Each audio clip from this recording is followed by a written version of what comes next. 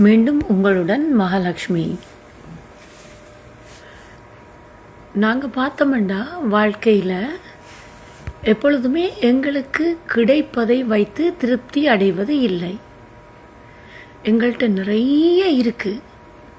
முதலாவதாக 2 கை இருக்குது, 2 கால் இருக்குது, பார்த்து நடக்கிறதுக்கு 2 கண் இருக்குது, பேசுவதற்கு வாய் இருக்குது. இப்படி எல்லாம் இருந்தும் இது வெரி சிம்பிள் திங். அதற்கு நன்றி கூட நாங்கள் செய்வது இல்லை. ஏனென்றால் நாங்கள் பின்னால் திரும்பி பார்க்குறதே இல்லை. ஒரு வாழ்க்கையில் நாங்கள் போனோம்னு சொன்னால் போய்கொண்டிருக்கும் பொழுது எப்பொழுதுமே பின்னால் திரும்பி பார்க்கணும். பின்னால் திரும்பி பார்த்தா தெரியும் எங்களுக்கு பின்னால் எவ்வளவு பேர் நிற்கிறாங்கன்ட்டு. நான் ஒரு யூடியூப்பில் பார்த்தேன்.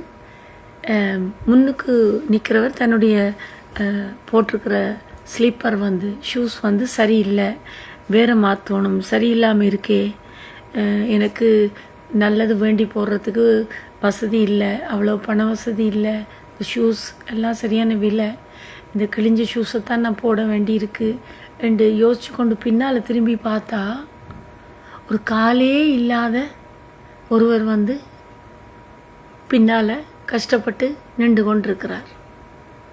அப்போ உடனே அவர் அறியாமல் அவர் அந்த இறைவனுக்கு நன்றி சொன்னானா, அப்பா ஷூஸ் தான் நீ தரல, நான் 2 காலையாவது தந்திருக்கியப்பான்ட்டு. அப்போ எப்போதுமே நாங்கள் வாழ்க்கையில் கொஞ்சம் பின்னால் பார்க்கணும். அது இல்லை, இது இல்லை, நின்றா குற்றம், நடந்தா குத்தம், இருந்தா குற்றம், கிடந்தா குற்றம், நீங்களும் இருக்கிறீங்களே என்ற மாதிரி ஒரு பாட்டு இருக்குது. அப்போ எல்லாமே நிற்க பயம், இருக்க பயம், நடக்க பயம், எக்ஸ்கியூஸ் மீ என்னோடனே இந்த கமல்ஹாசனுக்கு இங்கிலீஷும் பயம் எனக்கு. அது மாதிரி எல்லாமே எல்லாமே போதாது போதாது போதும், திருப்தி இல்லை, திருப்தி இல்லை, திருப்தி இல்லை, திருப்தி இல்லை, எந்த நேரமும் எல்லாமே இல்லை. ஆனால் நாங்கள் இதில் இருந்து வெளியில் வர்றதுக்கு என்ன செய்யணுமென்று சொன்னால், சரி இல்லை இல்லைன்றே சொல்லுது. அப்போ எப்படி நாங்கள் இல்லை இந்த வெளியில் வர்றது என்று சொன்னால், நம்ம தனியாக இப்போ லேடிஸும் கார் ஓடுறாங்க, ஜென்ஸ் ஆல்ரெடி கார் ஓடுறாங்க, லேடிஸும் நல்ல அழகாக கார் ஓடுறாங்க. இல்லை ஒரு தனியொரு இடத்துல போய், இல்லை மாலில் போய், மாலுக்கு என்ன எந்த நேரமும் விண்டோ ஷாப்பிங்குமா போகிறது. நான் நிறைய தரம் மாலில் போய் இருந்து எத்தனையோ பேர் நடந்து போய் கொண்டிருப்பாங்க. நான் அழகாலேருந்து என்கிட்ட பேரில் அழகாக புக் படிச்சுட்டு நோட்ஸ் எல்லாம் எடுத்துகிட்டு இருப்பேன். மாலுக்குள்ளே நான் தனியாக போய் நான் இதெல்லாம் செய்வேன். நம்ம ரெடியாக இருந்தால் எந்த இடத்துலையும் எதுவும் செய்ய முடியும். அங்கே போயிருந்து, இல்லை வீட்டில் நிறைய ஆட்கள் உங்களுக்கு ஒரு தனிமை கிடைக்காட்டி மாலில் போயிருந்து ஒரு நோட் புக்கை கொண்டு போய் ஒரு பென் எடுத்து எழுதுங்க. என்ன என்ன எனக்கு இருக்கு, முதலாவது எழுதுங்க. 2 கால் இருக்குது, கை இருக்குது, பார்க்குறதுக்கு கண் இருக்குது, எழுதிருங்க. அது நீங்கள் எழுதும் பொழுதே முன்னுக்கு ஒரு கால் இல்லாமல், கை இல்லாமல், கண்கள் பார்க்க முடியாமலாம் போயிட்டு இருப்பாங்க.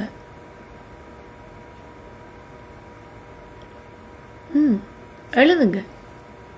அதுக்கு பிறகு ஒரு நல்ல வேலை இருக்குது, எனக்கு குழந்தைகள் இருக்குது, எனக்கு ஒரு அழகான குடும்பம் இருக்குது, எனக்கு கார் இருக்குது, அதை விட காரும் ஓடையும் தெரிந்திருக்கு.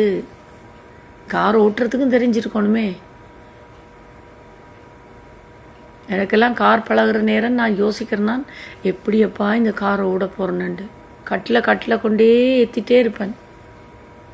அது ஒரு காலத்தில் கார் பழகிற நேரத்தில். அப்படியான நாம் இந்த காரை இப்போ இந்த ரோட்டில் நம்ம வாகனத்தை செலுத்தி ஓட்ட முடியுதே, செலுத்த முடியுதே, அதுக்கான அறிவை நம்மளால் இந்த இறைவன் கொடுத்துருக்கானே.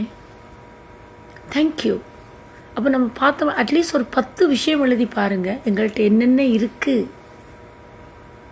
அப்போ பார்த்தா தி பெஸ்ட் திங்க் எல்லாமே இருக்குது. ஆனால் அதை ஏற்றுக்கொள்கின்ற அந்த மனம் இல்லை. ஏனெண்டா என்ன இருக்குன்னு தெரியாதே. எங்கள்கிட்ட என்ன இருக்குன்னு நமக்கு தெரியாத பொழுது எப்படி எங்களுக்கு தெரியும் இதான் இருக்குண்டு? எழுதி பார்க்கணும். எழுதி பார்த்தா தெரிஞ்சிருது. இது ஒரு டெக்னிக்.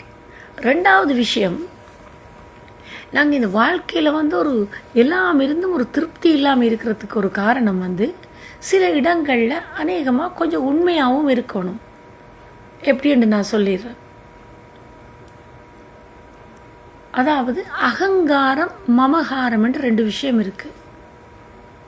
அகங்காரம் என்று சொன்னால் நான் என்னை பற்றிய ஒரு பொய்யான முகமூடியை மற்றவர்களுக்கு காண்பிப்பது. அது உண்மையாக நான் கிடையாது, நான் இப்படித்தான், நான் இப்படித்தான், நான் இப்படித்தான் என்று ஒரு பொய்யான முகமூடியை மற்றவர்களுக்கு காண்பிக்கிறது. ஆனால் நல்லா தெரியும் அது நான் இல்லை, அப்படி நான் செய்கிறது இல்லை என்று. மமகாரம் என்று சொன்னால் உண்மையாகவே நான் எப்படி என்ற அந்த ரகசியம் எனக்கு தெரியும். இப்போ உதாரணத்துக்காக நான் வந்து நான் நல்லா படிச்சிருக்கேன், டிகிரியில் தெரியும். நான் நல்லா எப்படி சொல்லலாம், எனக்கு வந்து கவலைகளே இல்லை, நான் என்னத்தை எடுத்தாலும் அடுத்த லெவலுக்கு போயிட்டே இருப்பேன், எனக்கு வாழ்க்கையில் ஒரு கஷ்டமுமே கிடையாது, என்னத்தை வந்தாலும் நான் சும்மா அப்படி சேலஞ்செல்லாம் சும்மா அப்படி நான் ஃபேஸ் பண்ணுவேன், எனக்கு கோபமே வராது, அப்படின்னா எனக்கு என்னென்றே தெரியாது, என்ன அப்படியே அடிச்சு விடுறது. இது வந்து அகங்காரம், என்னை பற்றிய பொய்யான விஷயங்களை நம்ம தெரியப்படுத்துறது. ஆனால் உண்மையாக உள்ளுக்குள்ள சரியான பயம், சும்மா ஒரு ஆள் சொல்லும் போது சும்மா தலையை அப்படி பற்றி கொண்டு வரும் கோபம். அது சொன்னதுக்கு எதிர்மாறாகத்தான் நாங்கள் இருப்போம். அப்போ இந்த நாங்கள் மற்றவர்களுக்கு தெரிவித்த இடமும் நாங்கள் உண்மையான இடமும் வேறாக இருக்கிறதுனால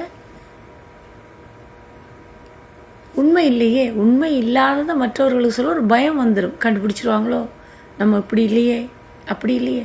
மற்ற இன்னும் ஒன்று நல்லா நினைச்சு கொள்ளுங்க, எங்கள் எல்லாருக்கும் தெரிய வேணும், உண்மையாக இந்த நான் எப்படி இருக்கின்றேனோ அந்த மமகாரம் தான் உண்மையானது.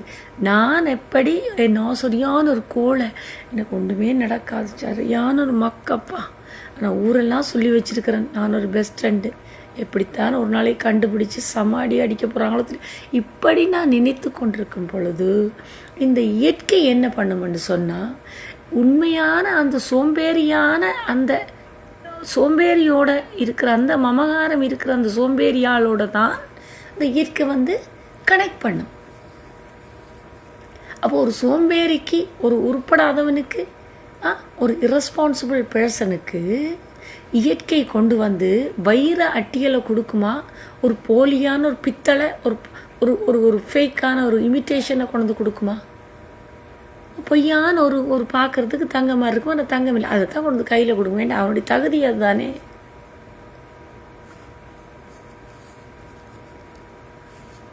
அப்போ வாழ்க்கையில் வந்து நாங்கள் வந்து எங்களை மாற்றிக்கொள்ள வேண்டுமாக இருந்தால் இயற்கைக்கு, இப்போ நம்ம மற்றவங்களுக்கெல்லாம் பொய் சொல்லலாம், இயற்கைக்கு பொய் சொல்ல முடியாது.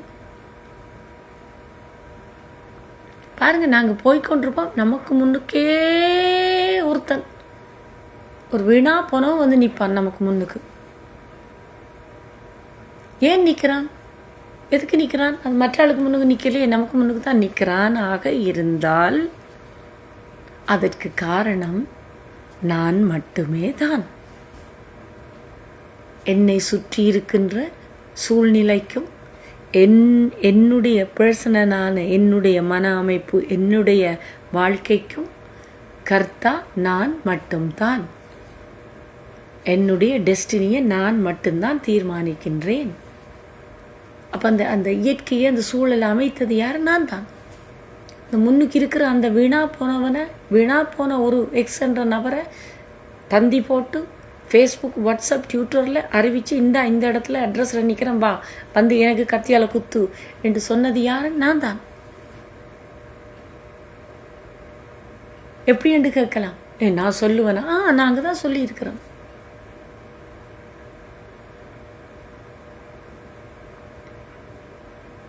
பாருங்க, ஒரு அழகான, ஒரு பியூட்டிஃபுல்லாக பூத்திருக்கிற ஒரு அழகான நறுமணம் கொண்ட ஒரு மல்லிகைப்பூ, ரோசாப்பூ, அந்த வாசமான மலரிட்ட வண்ணாத்தி பூச்சி அப்படியே பறந்து போய், அழகான குருவியெல்லாம் போய் பறந்து போய் அந்த மலர்களில் நிற்கும்.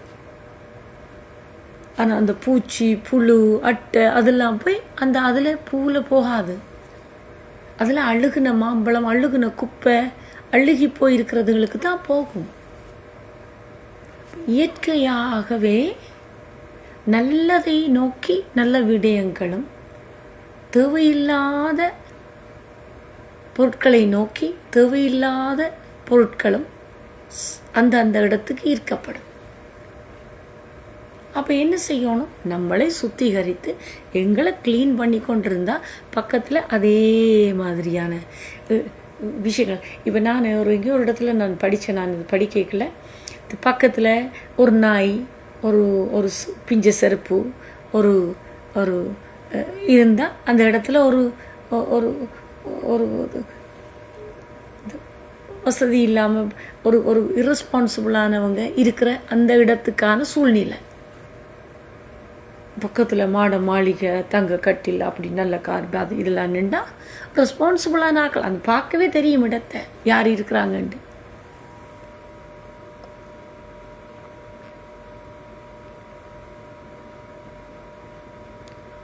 எங்களை நாங்கள் மாற்றிக்கொள்வதற்கு அந்த அகங்காரம், மமகாரம் என்ற 2 இடத்தை எடுத்தால் 2ல் 1க்குள்ளே நாங்கள் போயிடணும். 1 நம்பர் 1 எப்படி நாங்கள் மக்களுக்கு எங்களை பொய்யாக காட்டிக்கொள்கிறோமோ அதை உண்மையாக்கிறோணும். சரி, எனக்கு பயமே இல்லை, கோபமே வராது, அப்படியே ப்ராக்டிஸ் பண்ணி அதை சத்தியமாக்கிறது, உண்மையாக்கிறது. அப்போ அந்த பயம் போயிடும். என்ன, நமக்கு கோபம் வராது, நமக்கு பயம் இல்லை, அதை உண்மையாக்கிறதுக்கு பாடுபட்டு ஏதோ பண்ணி அப்படியே வாழ வலிக்கிட்டுறது. அப்படி இல்லாட்டி உண்மையாகவே நான் ஒரு கோழை, எனக்கு சரியான பயம், என்னத்தையும் செய்ய முதல் 10 தரம் யோசித்து அந்த காரியத்தை நான் தவற விட்டுருவேன் என்ற ஒரு விஷயத்தை நான் மறைக்காமல் அப்படியே உள்ளபடி கூறுறது. அப்படி செய்தாலும் அந்த இடத்துலேருந்து வெளியில் வந்துடலாம். எப்போ நாங்கள் ஒரு பயத்தை நேரில் எதிர்கொள்கிறோமோ அந்த பயம் நம்மளை விட்டு காணாமல் போயிடும். எந்த விஷயத்துக்கு நாங்கள் பயப்படுறோமோ அந்த விஷயத்தை நேரே ஃபேஸ் பண்ணுனா அது அந்த இடத்துல இல்லாமல் போயிடும், டிஸப்பியர் ஆயிரும். யோசிச்சு பாருங்கள், ஏதாவது ஒரு விஷயத்துக்கு எங்களுக்கு பயம், அந்த பயமான விஷயத்தை நீங்கள் ஃபேஸ் பண்ணி பாருங்கள். அப்புறம் இல்லை இதுக்கா பயந்தான் 2 வரும். அப்போ அந்த பயம் இல்லாமல் போயிடும். 2 விஷயத்தாலையும் இந்த ஸ்ட்ரெஸ், பயம், இந்த போலியான வாழ்க்கையிலேருந்து நம்ம வெளியில் வந்துடலாம். வெளியில் வந்தாமே ஃப்ரீடமே, சந்தோஷமான வாழ்க்கை நமக்காக காத்திருக்கு, கதவை தட்டிகிட்டே இருக்குது. தினமும் நாங்கள் திறக்கிறதே இல்லை, திறக்க பயம். தேங்க்யூ. இத்தோடு இதை முடித்துக்கொள்வோம். நன்றி, வணக்கம்.